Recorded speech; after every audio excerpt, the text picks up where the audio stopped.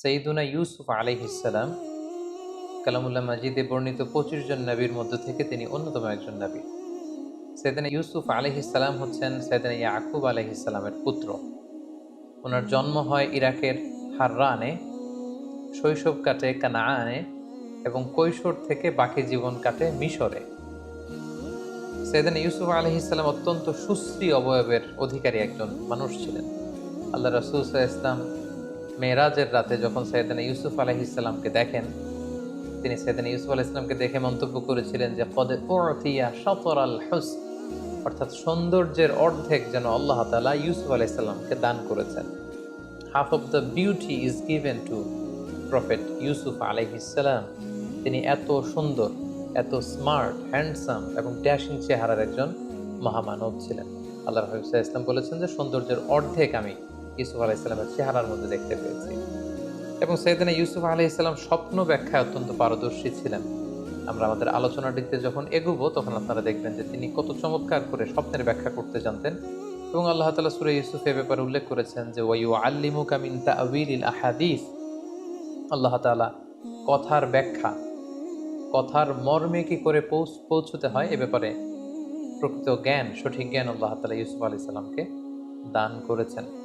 এবং সৈয়দনা ইউসুফ আলাইহিস সালামকে আল্লাহর হাবিব সাল্লাল্লাহু আলাইহি ওয়াসাল্লাম সহিহ বুখারীর বর্ণনায় আল কারীম উপাধি দিয়েছেন। আমরা এর আগের কয়েকটা সেশনেও বলেছি যে চারজন নবীকে আল্লাহ তাআলা কারীম বলেছেন। আল কারীম ইবনুল কারীম ইবনুল কারীম ইবনুল কারীম, ইউসুফ ইবনে ইয়াকুব ইবনে ইসহাক ইবনে ইব্রাহিম আলাইহিস সালাম। এই চারজন নবীকে আল্লাহ তাআলা কারীম বা সম্মানিত হিসেবে ঘোষণা করেছেন। এবং আমরা এটাও জানি যে সৈয়দনা ইউসুফ আলাইহিস সালামের ব্যাপারে কালামুল্লাহ মাজিদে একটি স্বতন্ত্র সূরা আল্লাহ তাআলা ডেডিকেট করেছেন। এটি হচ্ছে কোরআন আল কারীমের ১২তম সূরা, সূরাতুল ইউসুফ। এবং এই সূরায় আল্লাহ তাআলা ইউসুফ আলাইহিস সালামের জীবনে ঘটে যাওয়া চমৎকার ঘটনাগুলো খুব সুন্দরভাবে স্টেপ বাই স্টেপ, ধারাবাহিকভাবে, খুব গোছালোভাবে জীবন পরিক্রমাটা এখানে তিনি বর্ণনা করেছেন। এবং মজার ব্যাপার হচ্ছে সৈয়দনা ইউসুফ আলাইহিস সালামের ঘটনা সূরা ইউসুফ ছাড়া কালামুল্লাহ মাজিদের কোনো সূরাতে আর আসেনি। এবং সমগ্র কোরআনে এই ঘটনা কোথাও আর পুনরাবৃত্তিও করা হয়নি। সৈয়দনা ইউসুফ আলাইহিস সালামের ব্যাপারে কোরআন থেকে কেউ যদি ইনফরমেশন নিতে চায়, তাকে সরাসরি ডিরেক্টলি কালামুল্লাহ মাজিদের ১২তম সূরা, সূরা ইউসুফ খুলতে হবে এবং ১১১টি আয়াত সম্বলিত এই পুরো সূরাটি পড়লেই সৈয়দনা ইউসুফ আলাইহিস সালামের জীবন পরিক্রমা সম্পর্কে খুব সুন্দর ধারণা নেওয়া যাবে ইনশাআল্লাহ। এবং আল্লাহ তাআলা এই ঘটনাটাকে একটা গল্পের মতো করে, একটা উপাখ্যানের মতো করে, একটা স্টোরির মতো করে বর্ণনা করেছেন। এবং এটাকে আল্লাহ তাআলা বলেছেন আহসানুল কসস, দ্য বেস্ট অ্যামং স্টোরিজ। কোরআনের সর্বশ্রেষ্ঠ গল্প। একটা গল্প কতটা নান্দনিক হতে পারে, একটা স্টোরি কতটা আকর্ষণীয় হতে পারে, একটা ঘটনা কতটা হৃদয় ছোঁয়া হতে পারে, একটা ঘটনা পরিক্রমা কতটা সংগ্রামী হতে পারে, কতটা ছন্দময় হতে পারে, সূরা ইউসুফ না পড়লে সেটা বোঝার আসলে উপায় নেই। সূরা ইউসুফ হচ্ছে এর জ্বলজ্বন্ত প্রমাণ। আপনারা যদি খেয়াল করেন যে সৈয়দনা ইউসুফ আলাইহিস সালামের জীবনের শুরুর দিকটা ছিল একেবারে সংকীর্ণ। ভাইয়ের অত্যাচারে তিনি ওনার জীবন যায় যায় ভাব, কুয়ায় ফেলে দেয়া হলো। কিন্তু সেখান থেকে, কুয়া থেকে তুলে, অন্ধকূপ থেকে আল্লাহ তাআলা রয়্যাল প্যালেসে, রাজপ্রাসাদে ইউসুফ আলাইহিস সালামকে আসীন করলেন। What a massive U turn! আপনি খেয়াল করলে দেখবেন যে চমৎকারভাবে কিভাবে আল্লাহ তাআলা এই অন্ধকূপ থেকে নিয়ে দাসত্ব থেকে রাজত্বের সিংহাসনে সৈয়দনা ইউসুফ আলাইহিস সালামকে বসিয়েছেন। সুবহানাল্লাহি বিহামদিহি। সূরা ইউসুফ যদি আমরা খুব গভীরভাবে অধ্যয়ন করি, সৈয়দনা ইউসুফ আলাইহিস সালামের জীবনের এই সবগুলো ব্যাপার আমাদের কাছে একেবারে স্পষ্ট হয়ে উঠবে। সম্মানিত শুধু এ পর্যায়ে আমরা সরাসরি সূরা ইউসুফ থেকে ইউসুফ আলাইহিস সালামের জীবনে ঘটে যাওয়া যে ঘটনাগুলো, ওনার জীবন পরিক্রমা, সেটা স্টেপ বাই স্টেপ জানার চেষ্টা করব। তার আগে আপনাদেরকে একটু বলে রাখি যে আমরা ২০২১ সালে রমাদান মাসে রিফ্লেকশনস ফ্রম সূরা ইউসুফ শিরোনামে ৪ পর্বের একটি ধারাবাহিক লাইভ সিরিজ করেছি আমাদের পেজ মিজানুর রহমান আজহারি এই ফেসবুক পেজটিতে। সেখানে আমরা ৪ ঘন্টা ব্যাপী এই ৪টি পর্বে সৈয়দনা ইউসুফ আলাইহিস সালামের জীবনের সব ঘটনা আদ্যোপান্ত উল্লেখ করেছি। বিশেষ করে সরাসরি একেবারে ধরে ধরে সূরা ইউসুফের ১১১টি আয়াতের আমরা সেখানে সংক্ষিপ্ত তাফসীর পেশ করেছি।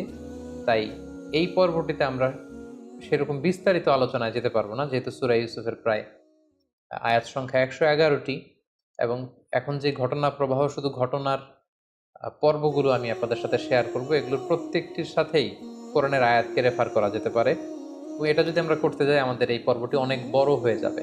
এজন্য আমরা ডিসক্রিপশন বক্সে সেই 4টি পর্বের লিঙ্ক আমরা দিয়ে দিব।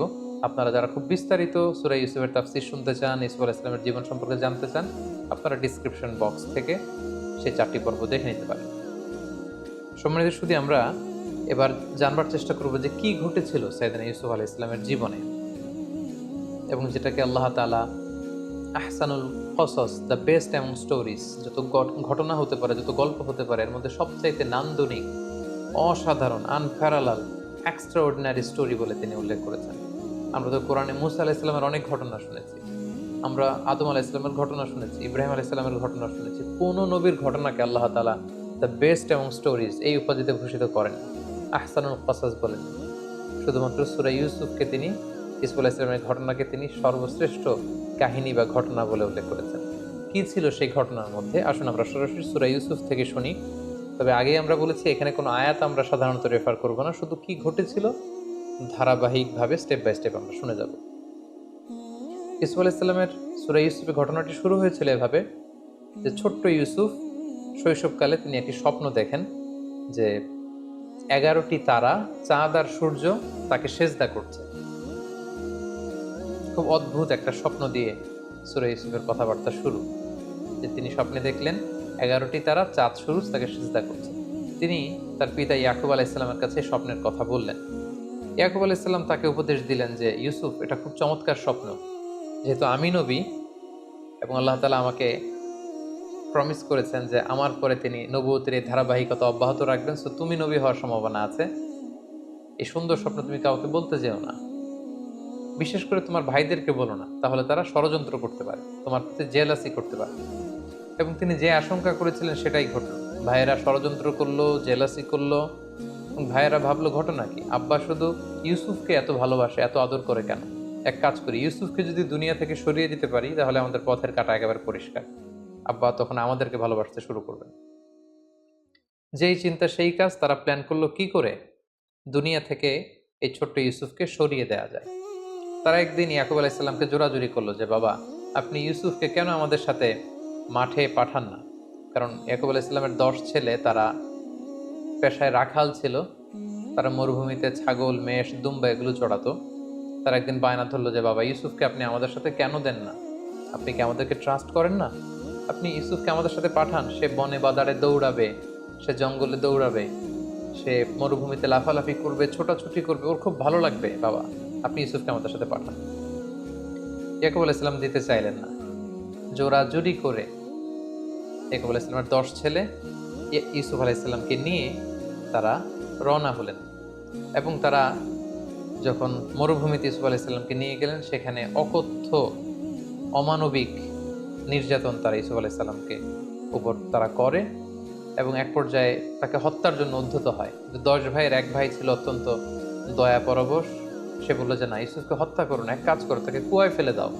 এই কুয়ার পাশ দিয়ে অনেক ক্যারাভ্যান, অনেক কাফেলা যায়, কাফেলার কেউ না কেউ তাকে কুয়া থেকে তুলে নিয়ে যাবে। ইউসুফের এই ঝামেলা থেকেও আমরা মুক্ত হব, বাবার ভালোবাসাও আমরা পাবো। তারা সেটাই করলো, কুয়াতে ইউসুফ আলাইহিস সালামকে নিক্ষেপ করলো। আর সেদিন রাতে এসে কান্নার ভান করে তারা মিথ্যা গল্প বানালো, আর বলল যে বাবা, সবাই একসাথে এসে কান্না জুড়ে দিল যে বাবা, আমরা খেলাধুলা করছিলাম, হঠাৎ একটা নেকড়ে বাঘ এসে ইউসুফকে খেয়ে ফেলেছে, পাকালাহুদ্দীপ। এই দেখেন যে ইউসুফের গায়ের জামা, বেসিক্যালি তারা একটা ছাগল জবাই করে ওই ছাগলের রক্ত ইউসুফের জামার মধ্যে লাগিয়ে একটা মিথ্যা ফেব্রিকেটেড স্টোরি তারা বানিয়েছে। ইয়াকুব আলাইহিস সালাম দেখলেন যে জামার কোথাও ছিঁড়া নেই, একেবারে সুন্দর একটা পরিচ্ছন্ন জামা, শুধু লাল রক্ত মাখানো। তিনি বললেন যে আমার ইউসুফকে খেয়ে ফেললো, কিন্তু ইউসুফের জামায় একটা আঁচড় দিল না, এটা কেমন নেকড়ে বাঘ? তিনি বিশ্বাস করলেন না। বললেন যে এটা তোমরা বানিয়ে বলছো গল্প। তবে তিনি এতটা দৃঢ় মনোবলের মানুষ ছিলেন, তিনি বললেন ফাসবরুন জামিল, তোমরা মিথ্যা কথা বলছো, তবে আমি আল্লাহর উপর ধৈর্য ধারণ করলাম, আমার আল্লাহ আমার ইউসুফকে ভালো রাখবে। এবং ইউসুফ আলাইহিস সালামকে যখন কুয়ায় ফেলে দেওয়া হলো, সেদিন জিবরাইল আলাইহিস সালাম যে ওনাকে আশ্বস্ত করলেন যে Yusuf, Allah is with you, don't worry about it, কোনো চিন্তা নেই, টেনশন নেই, জাস্ট তুমি ধৈর্য ধারণ করো। ঠিকই তার পরের দিনে কাফেলা যাচ্ছিল, তৃষ্ণার্ত কাফেলা, পানির জন্য বালতি নামিয়ে দিল, কুয়ায়। জিবরাইল আলাইহিস সালাম বললেন, বালতিতে উঠে বসো। ইউসুফ আলাইহিস সালাম উঠে বসলেন, বালতি টেনে তোলা হলো।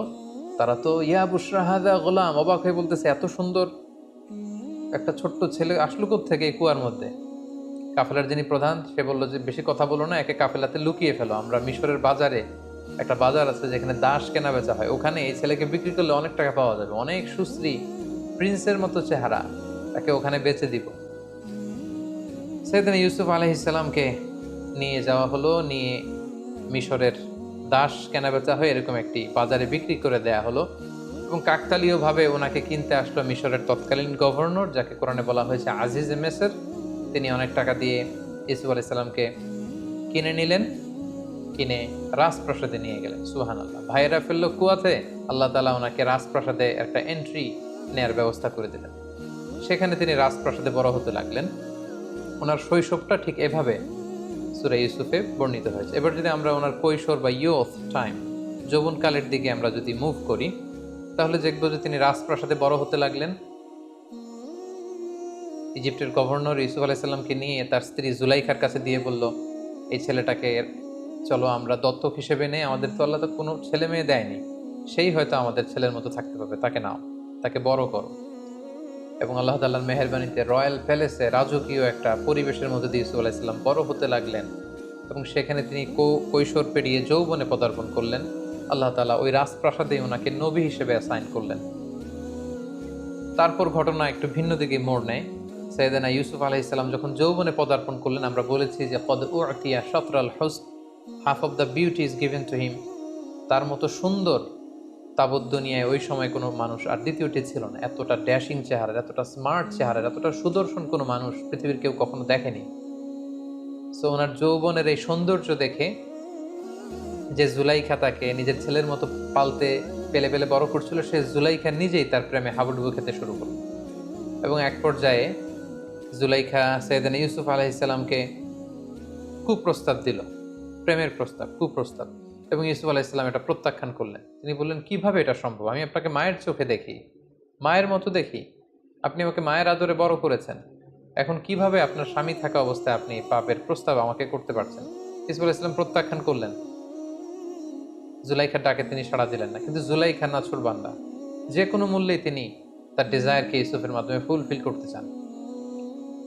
আমি খুব, to make the long story very short, খুব সংক্ষেপে আমি বলছি যে একদিন গভীর রাতে জুলাইখা ইউসুফ আলাইহিস সালামকে একটা খাওয়াসুল খাওয়াস, একটা স্পেশাল চেম্বারে ডেকে পাঠালেন। এবং যাকে দিয়ে ডাকিয়ে আনলেন তাকে বললেন যে এই চেম্বারে ঢুকতে 7টা দরজা পেরোতে হয়, প্রত্যেকটা দরজায় বড় বড় তালা লাগিয়ে দিবে যাতে করে ইউসুফ বেরোতে না পারে। ইউসুফ আলাইহিস সালাম সেখানে ঢুকলেন, 7টা দরজায় তালা লাগিয়ে দেওয়া হলো। এবার জুলাইখা আবারও প্রেম নিবেদন করলো। ইউসুফ আলাইহিস সালাম প্রত্যাখ্যান করলেন, নানাভাবে ফুসলাতে লাগলো। সেদিন ইউসুফ আলাইহিস সালাম প্রত্যাখ্যান করলেন। তারপরে জোরাজুরি যখন শুরু করলো জুলাইখা, তখন আল্লাহ তাআলার আদেশে জিবরাইল আলাইহিস সালাম বললেন যে, হে ইউসুফ, তুমি যদি ঈমান বাঁচাতে চাও তাহলে দৌড়াও। ইউসুফ আলাইহিস সালাম দেখলেন যে তালা লাগানো। তিনি কাল বিলম্ব না করে আল্লাহর নামে দৌড়াতে শুরু করলেন। কিন্তু খুব অবাকভাবে তিনি যখন দরজার সামনে আসলেন, মুহূর্তের মধ্যে দরজার তালা খুলে যেতে লাগলো। 1 2 3 4 5 6 এভাবে 60টি দরজার বড় বড় তালা খুলে গেল।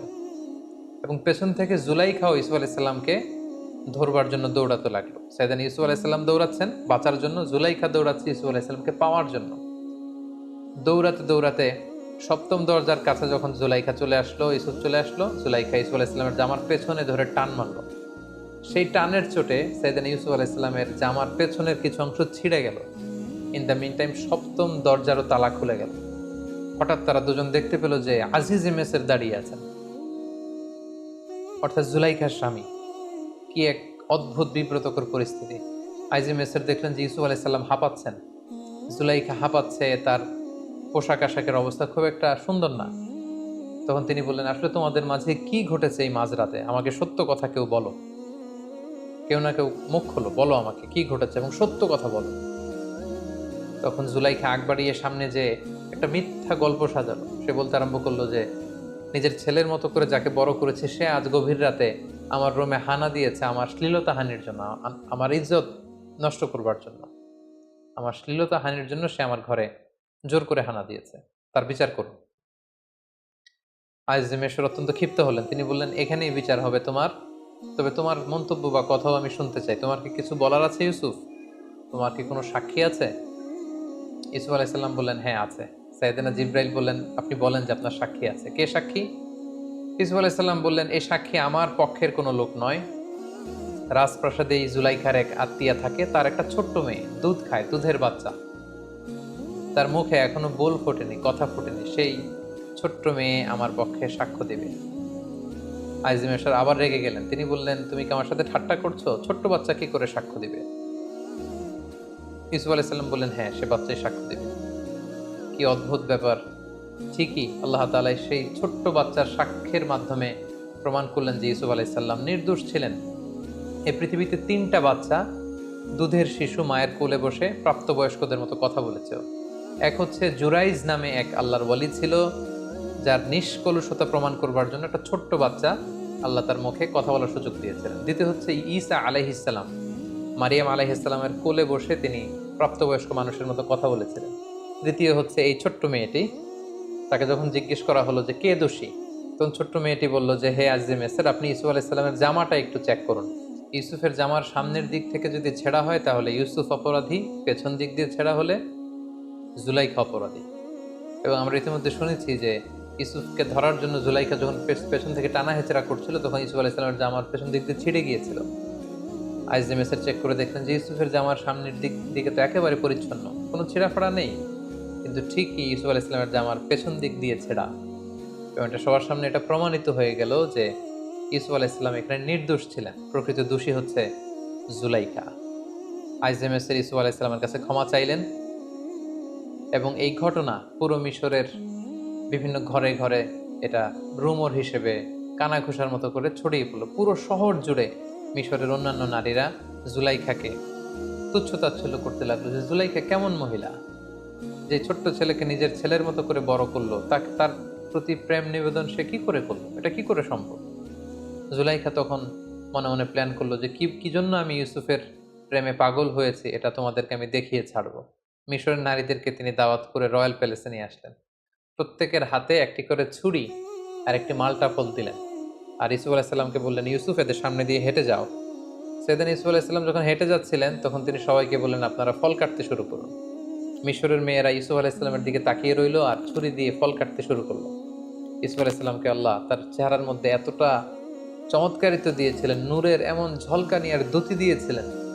এই দৃশ্য দেখে মেয়েরা, তারা যে মালটা ফল কাটছিল, তারা ওইদিকে খেয়াল না করে তাকিয়ে কাটতে কাটতে ফল কাটা শেষে তারা আর থামলো না, তারা আঙ্গুল কাটা শুরু করে দিল।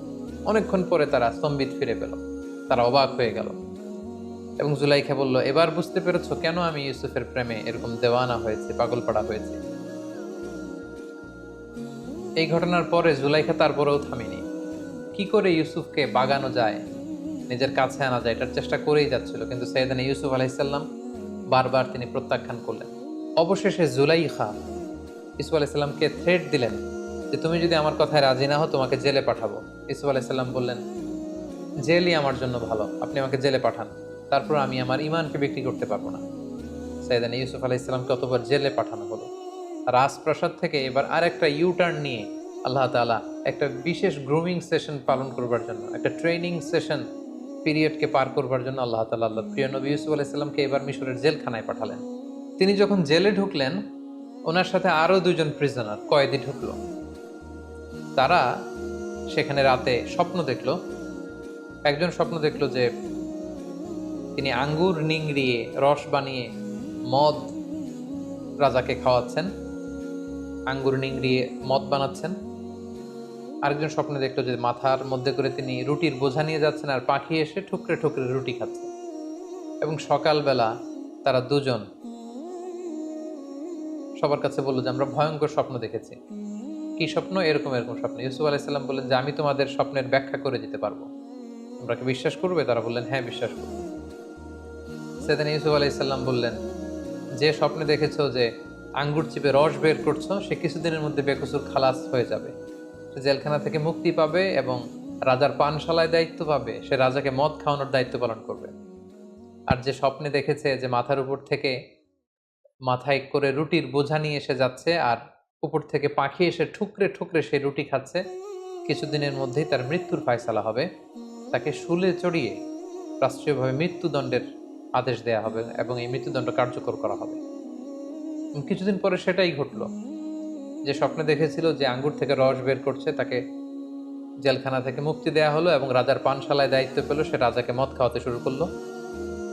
আর যে স্বপ্নে দেখেছিল মাথার রুটির ঝুড়ি থেকে পাখি এসে ঠুকরে ঠুকরে খাচ্ছে, তার মৃত্যুদণ্ডের আদেশ আসলো এবং তাকে শুলে চড়িয়ে মৃত্যুদণ্ড দেয়া হলো।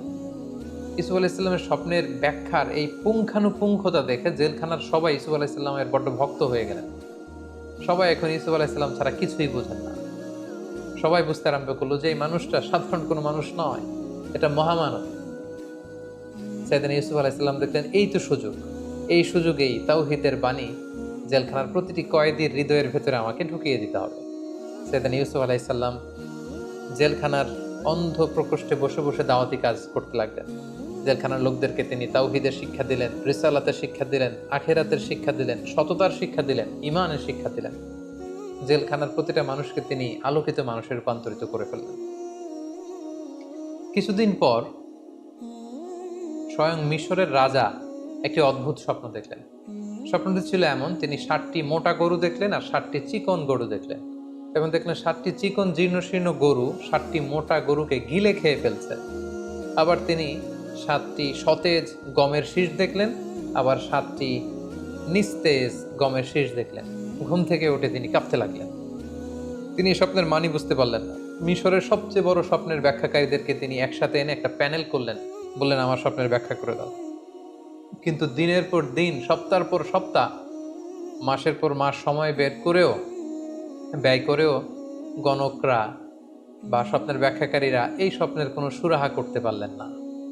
রাজা অত্যন্ত বিচলিত হলেন, চিন্তিত হলেন। ইন দ্য মিন টাইম জেলখানার যেই কয়েদি মুক্তি পেয়েছিল, মুক্তি পেয়ে রাজার পানশালায় রাজাকে মদ খাওয়ানোর দায়িত্ব পেয়েছিল, তার মাথায় হঠাৎ করে জেলখানার সেই ইউসুফের কথা মনে পড়ল। সে রাজাকে বলল যে জেলখানায় থাকতে আমি একটি স্বপ্ন দেখেছিলাম, আর জেলখানার একজন অত্যন্ত ভালো লোক সে স্বপ্নের ব্যাখ্যা করে দিয়েছিল এবং যেমনটি ব্যাখ্যা করেছে ঠিক তেমনটিই ঘটেছে। রাজা তো অবাক হলেন, কে সেই লোক? সে বলল তার নাম হচ্ছে ইউসুফ। রাজা বললেন তাকে ডেকে আনো, তার কাছে আমার স্বপ্নের কথা খুলে বলো, তাকে আমার স্বপ্নের ব্যাখ্যা করতে বলো। রাজার পাইক পেয়াদা সৈন্য সামন্ত যখন জেলখানায় ছুটলো এবং যে বলল ইউসুফ নামে যে ব্যক্তি আছে তাকে আমরা বেকসুর খালাস করে এখান থেকে মুক্তি দিয়ে নিয়ে যেতে চাই। ইউসুফ আলাইহিসসালাম বললেন না, আমাকে মুক্ত করতে চাইলেই আমি মুক্ত হব না। আমাকে যেই অপবাদ দিয়ে অন্যায়ভাবে জুলুম করে আমাকে যে জেলখানায় ঢোকানো হয়েছিল তার বিচার আগে হতে হবে। সেটা যখন প্রমাণিত হবে সবার কাছে যে আমি নির্দোষ, জুলুম করে আমাকে জেলখানায় পাঠানো হয়েছে, এটা প্রমাণিত হলে আমি বেরোবো। রাজা তো এসব কিছুরই জানেন না। রাজা তখন জিজ্ঞেস করলেন কি হয়েছে। তখন জুলাইখা, আজিজে মিসর, মিশরের সেই নারীদের সব ঘটনা ওনাকে যখন বলা হলো, তিনি সবাইকে ডেকে বিচার করলেন। জুলাইখা সব অপরাধের দায়ভার নিজের কাঁধে বহন করে নিল এবং সে বলল যে আল আন হাসাস আল হক, আজকে সত্য প্রকাশিত হয়েছে। সবার সামনে জুলাইখা অবশেষে স্বীকার করে নিল যে আসলে আমি প্রকৃতপক্ষে দোষী। ইউসুফ আলাইহিসসালাম হচ্ছেন নির্দোষ, নিষ্কলুষ একজন মানুষ, তার পুরো চরিত্রে এক ফোঁটা কালিমা লেপন করার মতো কোনো ক্ষমতা কারো নেই। সবার কাছে যখন সাইয়েদনা ইউসুফ আলাইহিসসালামের নির্দোষ হিসেবে তিনি প্রমাণিত হলেন, তখন তিনি জেলখানা থেকে বের হলেন। রাজকীয় সংবর্ধনা দিয়ে, রয়্যাল রিসেপশন দিয়ে, রেড কার্পেট রিসেপশন দিয়ে মিশরের বাদশাহ সাইয়েদনা ইউসুফ আলাইহিসসালামকে জেলখানা থেকে বের করলেন এবং বললেন আস্তাখলিসুহু লিনাফসি, আমি আমার পার্সোনাল সেক্রেটারি বানাবো ইউসুফকে। ইউসুফ আলাইহিসসালাম বললেন না, এই কাজ করবেন না, কারণ আপনি এই দায়িত্ব আমাকে না দিয়ে আমাকে অর্থমন্ত্রী বানান, আমাকে মিশরের খাদ্যমন্ত্রী বানান, আমাকে এগ্রিকালচার মিনিস্টার বানান, কারণ আপনার স্বপ্নের ব্যাখ্যা আমি দেব। আপনার স্বপ্নের ব্যাখ্যা হচ্ছে মিশরের জন্য একটা ভয়াবহ দিন অপেক্ষা করছে। সামনের 7টি বছর আসবে। আপনি যে 7টি গরু দেখেছেন, গরু দিয়ে বোঝানো হয় বছর। সামনে 7টি বছর আসবে, তখন আপনারা চাষ করবেন। চাষ করে যে সমস্ত গম চাষ করবেন সব খেয়ে ফেলা যাবে না, এই গমগুলো রেখে দিতে হবে। কিছু গম শীষ সমেত রেখে দিতে হবে, প্রিজার্ভ করতে হবে। 7 বছর পর আসবে প্রচণ্ড দুর্ভিক্ষ, অনাবৃষ্টি, মাটি ফেটে চৌচির হয়ে যাবে, এক ফোঁটা বৃষ্টি মিশরের জমিনে আসবে না। ওই দুর্ভিক্ষের সময় আপনাদের জমানো গমের ভান্ডার থেকে জনগণকে এটা বিতরণ করে সবাইকে খাওয়াবে। 7-7-14 বছর যখন চলে যাবে, এরপরে 7 বছর প্রচণ্ড বৃষ্টি হবে, পুরো মিশর সবুজ শ্যামলে একেবারে পরিপূর্ণ সতেজ হয়ে যাবে, গাভীর ওলানগুলো দুধে পূর্ণ হয়ে যাবে, মাঠ ঘাটে ফসলের সয়লাভ হয়ে যাবে। তাহলে 7 7 7 3 7 21 বছরের একটা রোড ম্যাপ তিনি স্বপ্নের ব্যাখ্যা দাঁড় করালেন এবং রাজা অত্যন্ত খুশি হলেন। রাজা বললেন, ঠিক আছে, আপনাকে ফিনান্স মিনিস্ট্রি, এগ্রিকালচার মিনিস্ট্রির দায়িত্ব দেওয়া হলো। সাইয়েদনা ইউসুফ আলাইহিস সালাম জেল থেকে বের হয়ে মন্ত্রীর ভূমিকায় অবতীর্ণ হলেন এবং এই স্বপ্নের ব্যাখ্যা বিপরীতে তিনি যে রোডম্যাপ, দুর্ভিক্ষ দমন বা দুর্ভিক্ষ মোকাবেলার যে রোডম্যাপ তিনি দাঁড় করিয়েছেন, সেটা অনুযায়ী মিশরের জনগণকে নিয়ে তিনি কাজ করতে শুরু করলেন। ঠিকই ওনার কথা অনুযায়ী প্রথম 7 বছর গম চাষ করা হলো, রাষ্ট্রীয় কোষাগারে শুকনো গমকে প্রিজার্ভ করা হলো।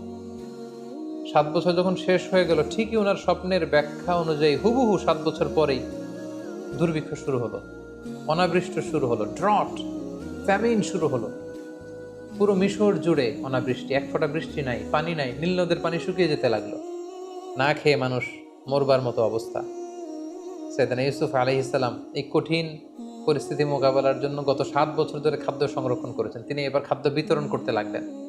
পুরো মিশরি জনগণ ইউসুফ আলাইহিস সালামের এই চমৎকার ইন্টেলেকচুয়াল প্ল্যানিংয়ে সবাই খুশি হয়ে গেল। পুরো মিশর জুড়ে সাইয়েদনা ইউসুফ আলাইহিস সালামের জয় জয়কার হতে শুরু করলো। গোটা বিশ্বে যত জায়গায় দুর্ভিক্ষ হয়েছে সবাই না খেয়ে তখন মরতে শুরু করলো, কিন্তু মিশরে দুর্ভিক্ষের কোনো প্রভাব তখন পড়েনি, কারণ সাইয়েদনা ইউসুফ আলাইহিস সালাম খুব চমৎকারভাবে খাদ্য সংরক্ষণ করেছেন। তখনকার এই দুর্ভিক্ষ শুধু মিশরেই প্রভাব পড়েনি, আশেপাশের দেশগুলোতেও দুর্ভিক্ষের কারণে মানুষ না খেয়ে থাকতে শুরু করলো।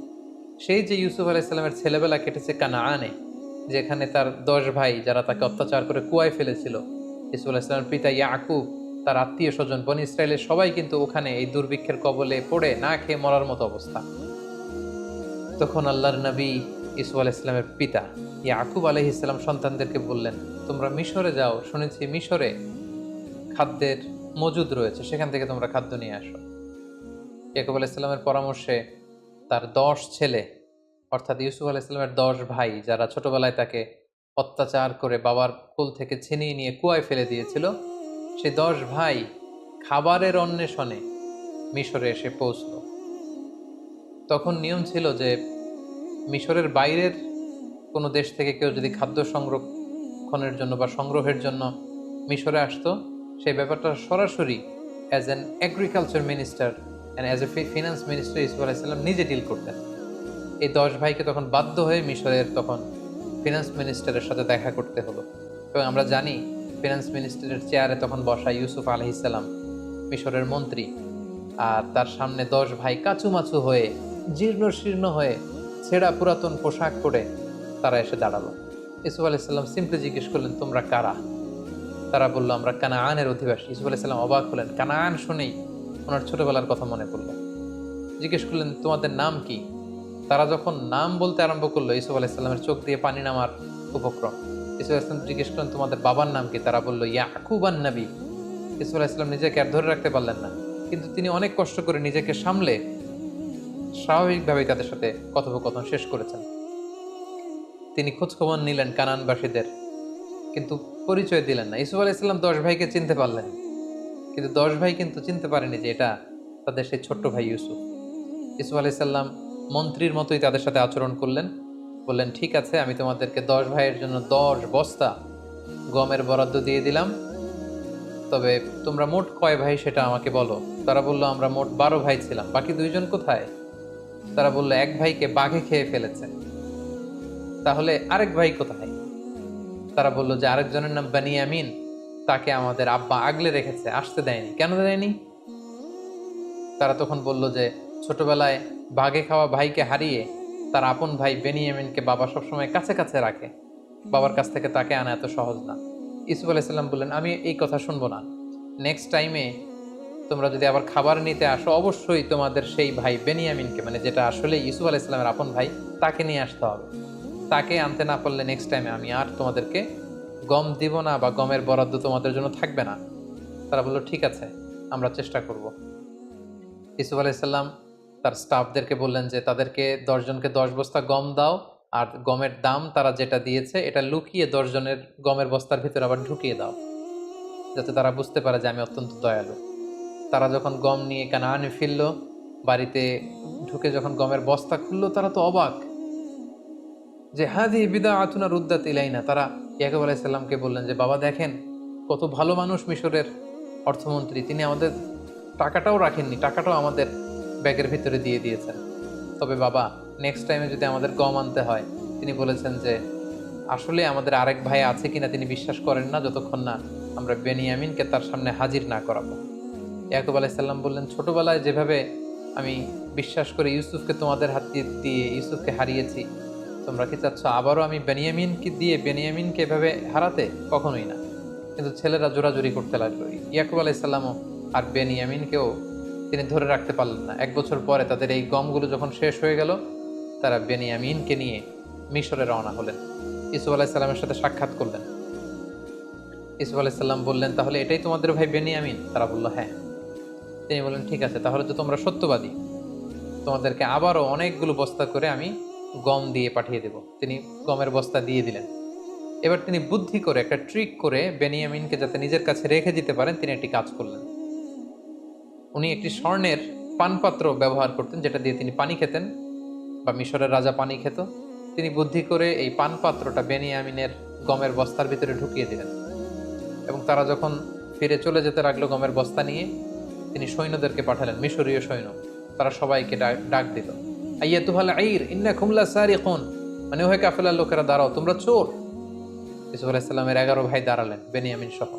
তারা বললেন কি বলছো? আমরা এখানে এসেছি গম নেবার জন্য, আমরা তো চুরি করতে আসিনি। তোমরা কি হারিয়েছো বলো?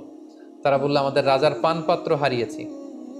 তারা বললো আমরা তোমাদের পানপাত্র নিয়ে কি করবো? আমরা দুর্ভিক্ষে মরে যাবার উপক্রম। সৈন্যবাহিনীর লোকেরা বলল যদি তোমাদের কারোর গমের বস্তার ভেতরে আমাদের রাজার পানি খাওয়ার পাত্র পাওয়া যায় তখন কি শাস্তি হবে বলো? তারা বলল যার গমের বস্তার ভেতরে সেই পানপাত্র পাবে তাকে তোমরা রেখে দিও, কারণ আমাদের এলাকায় চোরদেরকে আমরা এই শাস্তি দেই।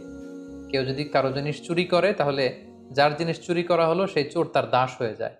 তো আমাদের কারো গমের বস্তার ভেতরে যদি সেটা পাওয়া যায় সে তোমাদের দাস, তাকে রেখে দিও। এবার সৈনিকদের মধ্যে থেকে একজন প্রত্যেকের গমের বস্তার থেকে গম বের করে খুঁজতে লাগলো, সার্চ করতে লাগলো। সার্চ করতে করতে কারো গমের বস্তার ভেতরে যখন পায় না, সর্বশেষে যখন বানিয়ামিনের বস্তা চেক করা হলো, দেখা হলো যে এখানে বানিয়ামিনের গমের বস্তার ভেতরে সেই পানপাত্র পাওয়া গেল। বাকি 10 ভাই তো লাজবাব, তারা তো অবাক। তারা বললো হে বেনিয়ামিন, তুমি কি করলে এটা? তুমি এখানে এসে চুরি করবে আমরা কল্পনাও করতে পারিনি। তারা একটা মিথ্যা কথা বললো। তারা বললো তোমার ভাইও ছিল চোর, তুমিও একটা চোর। নাউযুবিল্লাহি মিন যালিক। আসলে কথাটা একেবারেই মিথ্যা। তখন সাইয়েদনা ইউসুফ আলাইহিস সালাম ওই জায়গায় এসে উপস্থিত হলেন। তিনি বললেন যে তোমরা বলেছ চোরকে আমরা সাথে করে নিয়ে যাব, বেনিয়ামিনের বস্তায় যেহেতু পাওয়া গিয়েছে তাকে আমি নিয়ে গেলাম। তারা বলল হে মিশরের অর্থমন্ত্রী, হে মেহেরবান, আপনি তো অত্যন্ত দয়ালু। এই ভাইকে যদি আমরা আমাদের বাবার কাছে ফিরিয়ে দিতে না পারি আমাদের বাবা হয়তো মারাই যাবেন। আপনি যদি মেহেরবানি করে তার বদলে আমাদের 10 ভাইয়ের যে কোনো একজনকে রেখে দেন তার জায়গায়, আমরা অত্যন্ত কৃতজ্ঞ হব। ইউসুফ আলাইহিস সালাম বললেন নাউযুবিল্লাহ, এটা আমার পক্ষে সম্ভব না। কারণ যে চুরি করেছে শাস্তি আমি তাকে না দিয়ে যদি অন্য কাউকে দেই তাহলে মিশরের সবাই আমাকে জালিম ডাকবে। আমি একজন ন্যায়পরায়ণ বাদশাহ, এখানে আমার সুনাম রয়েছে, এটা আমি পারবো না। তিনি ট্রিক করে তার আপন ভাই বেনিয়ামিনকে নিজের কাছে রেখে দিলেন। সুবহানাল্লাহি বিহামদি। অনেক বছর পর ভাইয়ের সাথে তিনি মোলাকাত করলেন, কোলাকুলি করলেন, এবং তিনি যখন বেনিয়ামিনকে নিজের পরিচয় দিলেন, বেনিয়ামিনও নিজের চক্ষুকে বিশ্বাস করতে পারল না যে মিশরের অর্থমন্ত্রী আমার সে হারিয়ে যাওয়া বাঘে খাওয়া ভাই ইউসুফ। সুবহানাল্লাহি বিহামদি। অতঃপর ইয়াকুব আলাইহিস সালামের 10 ছেলে ব্যর্থ হয়ে কানানে ফিরে এসে বাবার কাছে সব খুলে বলল। ইয়াকুব আলাইহিস সালাম বিশ্বাস করতে পারলেন না। তিনি বললেন আমার ছেলে বেনিয়ামিন চুরি করতেই পারে না। 10 ছেলে বলল বাবা আমরা যদি মিথ্যা বলে থাকি, কাফেলাতে আমাদের সাথে অনেক লোক ছিল, আপনি তাদেরকে জিজ্ঞেস করুন। তারা আমাদের সামনে দাঁড়িয়ে দাঁড়িয়ে দৃশ্য দেখেছে যে বেনিয়ামিনের ব্যাগ থেকেই সেই পানপাত্র পাওয়া গিয়েছে। ইয়াকুব আলাইহিস সালাম এবার আরো মর্মাহত হলেন, আরো দুঃখিত হলেন। তিনি ভেঙে পড়লেন একেবারে মানসিকভাবে। এতদিন ইউসুফকে হারানোর কষ্ট, এবার ইউসুফের ভাই বেনিয়ামিনকে হারানোর কষ্ট। কাঁদতে কাঁদতে উনি অন্ধ হয়ে গেলেন। তারপর আশা হারালেন না। বললেন বাবারা তোমরা আবার মিশরে যাও, আবার সেই অর্থমন্ত্রীকে অনুরোধ করো। আমার মন বলছে যে তোমরা ইউসুফ এবং বেনিয়ামিন দুজনকেই খুঁজে পাবে। 10 ভাই এবার আবার অর্থমন্ত্রীর কাছে যে ইয়াকুব আলাইহিস সালামের পক্ষ থেকে একটা চিঠি দিল যে হে অর্থমন্ত্রী, আপনি পড়ে দেখুন আমার বাবা কি লিখেছে আমাদের বাবা। তখন ইয়াকুব আলাইহিস সালাম অত্যন্ত মর্মস্পর্শী, হৃদয়স্পর্শী, আবেগঘন একটা চিঠি লিখেছিলেন যে, আমি একজন অন্ধ পিতা, অনেক বয়স আমার হয়ে গিয়েছে। ছোটবেলায় আমি ইউসুফকে, আমার সন্তানকে হারিয়েছি। আজ বেনিয়ামিনকে। এরকম আবেগঘন কথা যখন ইউসুফ আলাইহিস সালাম শুনলেন, তিনি আর ধৈর্য ধারণ করতে পারলেন না। হাউমাউ করে কাঁদতে শুরু করলেন। এবং উনার কান্না দেখে 10 ভাই অত্যন্ত আশ্চর্য হয়ে গেল। ঘটনা কি? আমাদের বাবার এই রিকোয়েস্ট শুনে মিশরের অর্থমন্ত্রী কাঁদে কেন? ইউসুফ আলাইহিস সালাম তখন 10 ভাইকে বলল, তোমরা কি করেছিলে ইউসুফের সাথে? কেন তোমরা ইউসুফকে এই কষ্ট দিয়েছিলে? এই প্রশ্নের জন্য আসলে 10 ভাই প্রস্তুত ছিল না। তারা অবাক হয়ে গেল যে ইউসুফের সাথে কি ঘটেছিল, কি করেছিলাম এটা উনি জানবে কি করে?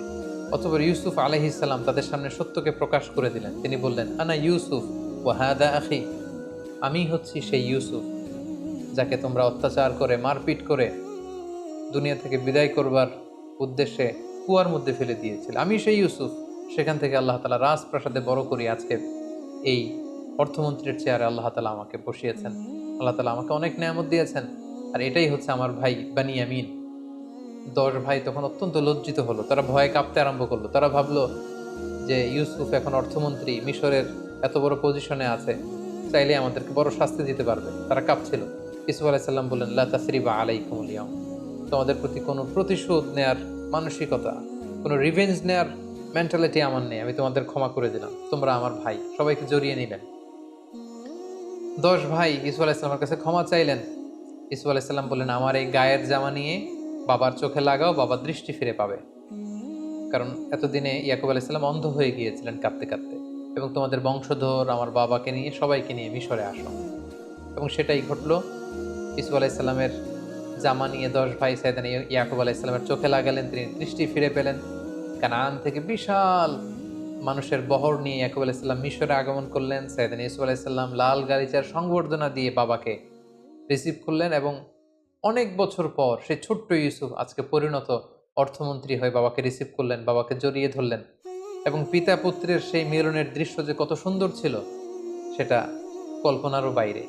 অনেক চমৎকার করে আল্লাহ তাআলা সূরা ইউসুফে এগুলো উল্লেখ করেছেন। এবং ইয়াকুব আলাইহিস সালাম সবাইকে নিয়ে, তিনি তার স্ত্রী এবং তার 11 সন্তানকে নিয়ে ইউসুফ আলাইহিস সালামকে একটা সেজদা দিয়েছিলেন।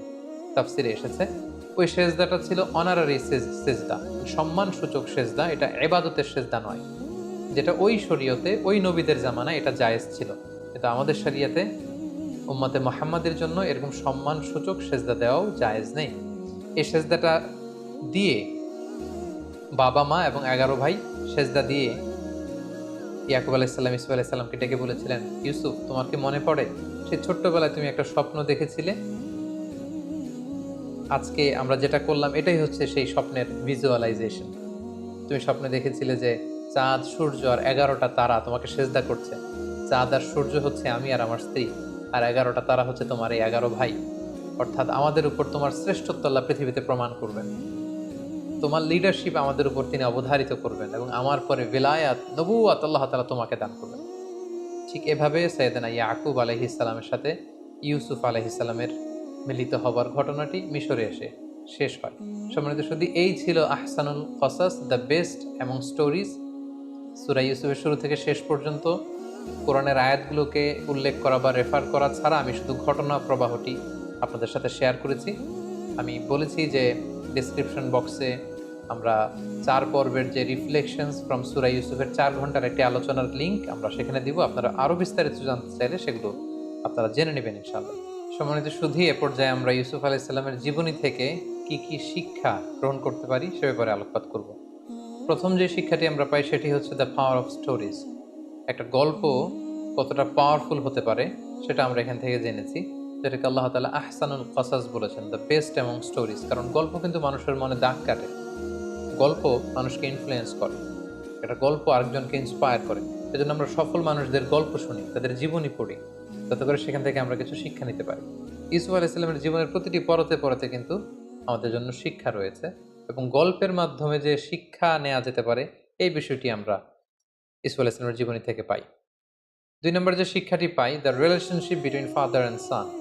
বাবা সন্তানের সম্পর্কটা কেমন হওয়া উচিত আমরা দেখলাম যে ইয়াকুব আলাইহিস সালাম ইউসুফ আলাইহিস সালামের জন্য পাগল পাড়া। ছোট্টবেলা থেকে ইউসুফ আলাইহিসসালামকে হারিয়ে তিনি আশা হারাননি।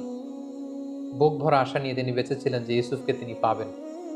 এবং সেই ছোট্টবেলা থেকেই ইউসুফ আলাইহিসসালামের সাথে যে সম্পর্ক, যখন যে উপদেশ দেয়া দরকার সেই উপদেশ কিন্তু তিনি তাকে দিয়েছেন। এবং ইউসুফ আলাইহিসসালামের স্বপ্ন দেখে কাউকে শেয়ার করেননি, প্রথমে যে বাবার কাছে শেয়ার করেছেন। আমাদের বর্তমান সমাজে বাবা ছেলেদের সম্পর্কের অনেক গ্যাপ আমরা দেখতে পাই। ছেলে বাবাকে ওই রকম ট্রাস্ট করে না, বিপদে পড়ে সে অন্যদের সাথে শেয়ার করে, বাবার সাথে শেয়ার করে না। কিন্তু এই শিক্ষাটি কিন্তু আমরা এখান থেকে পাই। ছোট্ট ইউসুফ আগে বাবাকে বলেছিলেন, এবং ইয়াকুব আলাইহিসসালামও কাঁদতে কাঁদতে, ইউসুফ আলাইহিসসালামের জন্য কাঁদতে কাঁদতে শেষ বয়সে অন্ধ হয়ে গিয়েছিলেন। তাহলে বাবা ছেলের সম্পর্ক কেমন হওয়া উচিত, এই শিক্ষাটা কিন্তু আমরা এখান থেকে পাই। ৩ নম্বর যে শিক্ষাটা আমরা পাই সেটা হচ্ছে জেলাসি একটা জীবনকে ধ্বংস করে দেয়। এবং আপনি যদি নেয়ামত প্রাপ্ত হন, বিশেষ কোনো মার্সি ব্লেসিংস আল্লাহর পক্ষ থেকে আপনার জীবনে থাকে, আপনি যদি জীবনে সফল হন আর আপনাকে কেউ জেলাসি করবে না, ইটস ইম্পসিবল, এটা অসম্ভব, এটা থাকবেই। কারণ আর নেয়ামাতু মাহসুদা, আল্লাহর কোনো নেয়ামত যদি আপনি পান, আপনার সমসাময়িক লোকেরা আপনার সাথে জেলাসি করবে। এজন্য সব ভালো কথা সবার সাথে সবসময় শেয়ার করতে নেই। আপনার যে কোনো ধরনের সাকসেস, আপনার কোনো ভালো বিষয় সবসময় সবার সাথে শেয়ার করতে নেই। কারণ সবাই আপনার ভালো দেখে খুশি হয় না, অনেকে অত্যন্ত বেজার হয়, অনেকে মনে মনে কষ্ট পায়, তারা হিংসার আগুনে জ্বলে পুড়ে মরে। এজন্য এই হিংসা থেকে আমাদেরকে বেঁচে থাকতে হবে। হিংসা একটি সুন্দর সম্পর্কের মধ্যে ভাঙন সৃষ্টি করতে পারে, একটি পরিবারের মধ্যে বিশৃঙ্খল একটা পরিবেশ তৈরি করতে পারে। এজন্য আল্লাহ তাআলা আমাদেরকে শিখিয়েছেন আমরা যেন এই হিংসা থেকে, হিংসাকারীদের থেকে আল্লাহ তাআলার কাছে যেন পানাহা চাই। সূরা ফালাকে কিন্তু আমরা সবসময় পড়ি যে অমিন শাররি হাসিদিন ইদা হাসাদ, হে আল্লাহ আমরা হিংসুকের হিংসা থেকে তোমার কাছে পানাহা চাই যখন সে হিংসা করে। তো এই হিংসা থেকে আমাদেরকে বেঁচে থাকবার চেষ্টা করতে হবে। ৪ নম্বর যে ব্যাপারটি আমরা জানতে পারি যে এই সূরা ইউসুফ এবং ইউসুফ আলাইহিস সালামের জীবনীতে কয়েকটি স্বপ্নের কথা আমরা শুনেছি। স্বপ্নের ব্যাপারে বলবো যে স্বপ্ন অর্থবহ হওয়ার জন্য যিনি স্বপ্ন দেখেছেন তিনি মুমিন বা বিশ্বাসী হতে হবে, এটা নট নেসেসারি। অবিশ্বাসী কাফিরের স্বপ্ন সত্য হতে পারে। কারণ ইউসুফ আলাইহিস সালামের সাথে জেলখানায় যে দুজন কয়েদি ঢুকেছিল তারা কিন্তু মুশরিক ছিল, কিন্তু তাদের স্বপ্ন কিন্তু অর্থবহ হয়েছিল। পাশাপাশি রাজা যে স্বপ্ন দেখেছিল, রাজাও কিন্তু তখন মুশরিক ছিল, পরবর্তীতে ইউসুফ আলাইহিস সালামের প্রতি ঈমান এনে মুমিন হয়েছে। তো মুশরিক থাকা অবস্থায় রাজা যে স্বপ্ন দেখেছিলেন এটাও কিন্তু অর্থবহ একটি স্বপ্ন। তার মানে শুধু বিশ্বাসীদের স্বপ্নই যে সত্য হবে তা নয়, মাঝে মাঝে কাফির মুশরিকদের স্বপ্নও সত্য হতে পারে। ৫ নাম্বার যে শিক্ষাটি আমরা পাই সেটি হচ্ছে সর্বাবস্থায় আল্লাহ তাআলার আনুগত্যকে প্রাধান্য দিতে হবে, এবং এটাকে জীবনের চূড়ান্ত গোল বা ফোকাস হিসেবে নির্ধারণ করতে হবে। আমরা ইউসুফ আলাইহিস সালামের দিকে যদি খেয়াল করি, জুলাইখার টেম্পটেশন ওনাকে নড়াতে পারেনি, মিশরের সুন্দরী নারীদের ওয়াসওয়াসা ওনাকে নড়াতে পারেনি। ওনার যে ফোকাস, এই ফোকাস থেকে তিনি লক্ষ্যচ্যুত হননি। সবসময় আল্লাহ তাআলার আনুগত্যকে তিনি প্রাধান্য দিয়েছেন। ৬ নম্বর যে ব্যাপারটি আমরা ইউসুফ আলাইহিস সালামের জীবনী থেকে শিখতে পারি সেটা হচ্ছে মেনটেনিং দ্য গুড ক্যারেক্টার। কারণ চরিত্র হচ্ছে মানুষের জীবনের সবচাইতে দামি সম্পদ। Never compromise your ethics or your moral standard. আপনি যদি আপনার মোরালিটি, আপনার এথিক্স যদি আপনি কম্প্রোমাইজ করেন তাহলে সব শেষ। আমরা দেখব যে ইউসুফ আলাইহিস সালাম ওনার চরিত্রকে নষ্ট হতে তিনি দেননি। কারণ আমরা জানি যে when character is lost everything is lost। আপনার টাকা যদি চলে যায় তেমন কিছু নষ্ট হয় না, স্বাস্থ্যহানি ঘটলে কিছুটা আপনি লুজার হন, কিন্তু আপনার চরিত্র যখন শেষ হয়ে যায় আপনি সব হারাবেন। সো আমরা যেন আমাদের চরিত্রকে সবসময় নিষ্কলুষ রাখতে পারি, এই চেষ্টাটুকুন বিশেষ করে যুবকদের করতে হবে। ৭ নাম্বার যে শিক্ষাটুকুন পাই সেটা হচ্ছে দাওয়া could be done any place in the world, even in the jail. একজন দাঈ ইলাল্লাহ তার কোনো বিশেষ স্পেশাল প্লেস লাগে না, যে কোনো জায়গায় তিনি দাওয়া দিতে পারেন। রাস্তায় স্ট্রিট দাওয়া, ঘরে ফ্যামিলি দাওয়া, মসজিদে মস্ক দাওয়া, জেলখানার ভিতরেও তিনি দাওয়া কাজ করতে পারেন, যেটা আমরা দেখেছি ইউসুফ আলাইহিস সালামের জীবনীতে। একজন দাঈর জন্য দাওয়াতি কাজের ক্ষেত্রে সারা দুনিয়া খোলা। If one door is close, other doors are open. একটা দরজা যদি বন্ধ হয়ে যায় আরো অনেক দরজা খোলা রয়েছে। আব্দুল্লাহ ওয়াসিআ, আরো অনেক সুযোগ রয়েছে, আরো অনেক প্ল্যাটফর্ম রয়েছে কোরআনের কথাকে ছড়িয়ে দেওয়ার। সো দাওয়া কাজ সব জায়গায় চলতে পারে। ৮ নম্বরে আমরা যেটা জানলাম, নিজের যোগ্যতা অনুযায়ী জায়গা করে নিতে হবে। আপনি যদি কোনো একটা সেক্টরে আপনি এক্সপার্ট হয়ে থাকেন, সেখানে আপনি কাজ না করে অন্য সেক্টরে কাজ করলে আপনি খুব বেশি কন্ট্রিবিউট করতে পারবেন না। যেটা আমরা ইউসুফ আলাইহিস সালামের এই ঘটনা থেকে দেখি যে রাজা যখন তাকে বের করে এনে পার্সোনাল সেক্রেটারি বানাতে চাইল, তিনি বললেন না, it's not my place, secretary হয়ে আমি তেমন কিছু করতে পারবো না, আপনি আমাকে এই যে আলনি আলা খাজা ইনিল আর্থ, আপনি জমি জমা দেখাশোনা, এগ্রিকালচার মিনিস্ট্রির দায়িত্ব আমাকে দেন, ফিনান্স মিনিস্ট্রির দায়িত্ব আমাকে দেন, তাহলে আসন্ন যে দুর্ভিক্ষ সেটাকে আমি কন্ট্রোল করতে পারবো। সো মাঝে মাঝে নিজের ঢোল নিজেকে পেটাতে হয়, কোন জায়গায় গেলে আপনি ভালো করতে পারবেন এটা অনেক সময় জানান দিতে হয়, যেটা ইসুফ আলাইহিস সালাম করেছিলেন। ফলে মেধা ও যোগ্যতার মূল্যায়ন করে ম্যারিটোক্রেসির প্র্যাকটিস যদি আমরা করতে পারি, নিঃসন্দেহে তাকে দিয়ে অনেক কাজ করানো যাবে। ৯ নম্বর যে শিক্ষাটা আমরা পাই সেটা হচ্ছে রিসোর্স ম্যানেজমেন্ট এবং মাস্টার প্ল্যানিং। আমরা দেখেছি যে সামান্য কিছু সম্পদ, এগুলো সুষম বন্টন, পরিকল্পনা এবং তার বাস্তবায়নের মধ্য দিয়ে অনেক বড় ধরনের ডিজাস্টার বা দুর্যোগকে কিন্তু মোকাবেলা করা যায়। মিশরে নতুন কিছু করা হয়েছে এমনটা না, সেই দুর্যোগ মোকাবেলার জন্য কেবলমাত্র একটা রিসোর্স ম্যানেজমেন্ট ইসুফ আলাইহিস সালাম গড়ে তুলেছিলেন। একটা মাস্টার প্ল্যান তার ছিল, কিভাবে প্রথম ৭ বছর তিনি খাদ্য গুদামজাত করবেন, পরের ৭ বছর কিভাবে জনগণের মধ্যে বিতরণ করবেন, কিভাবে সুষম বন্টন করে তিনি সবার মাঝে খাদ্যের যোগান তিনি পৌঁছে দিবেন, এই প্ল্যানটা তিনি করেছিলেন। এবং এই বিষয়টা গভর্নমেন্ট রিসোর্সের ক্ষেত্রে যদি হয় সেটা আরও গুরুত্বপূর্ণ। সেক্ষেত্রে আমাদের মাস্টার প্ল্যান লাগবে, সুষম বন্টন লাগবে, পরিকল্পনা অনুযায়ী তার বাস্তবায়ন লাগবে। তখনই একটি দেশ খাদ্যে, অর্থনীতিতে স্বয়ংসম্পূর্ণ হতে পারে, যেটা আমরা সাইয়েদনা ইউসুফ আলাইহিস সালামের এই ঘটনা প্রবাহ থেকে জানতে পারি। সর্বশেষে আমরা যে শিক্ষাটা পাই সেটা হচ্ছে ক্ষমার শিক্ষা। Forgiveness, it's an art, and learn the art of forgiveness. ক্ষমা করতে জানা, ক্ষমা করে দেওয়া, এটা একটা শিল্প, এটাকে শিখুন, এটাকে রপ্ত করার চেষ্টা করুন। সবাই ক্ষমা করতে জানে না, যাদের হৃদয় বিশাল তারা ক্ষমা করতে জানে। যে ভাইয়েরা তাকে কুয়ায় ফেলে দিল, হত্যার ষড়যন্ত্র করলো, সে ভাইদেরকে তিনি যখন কাছে পেলেন তিনি কি বললেন?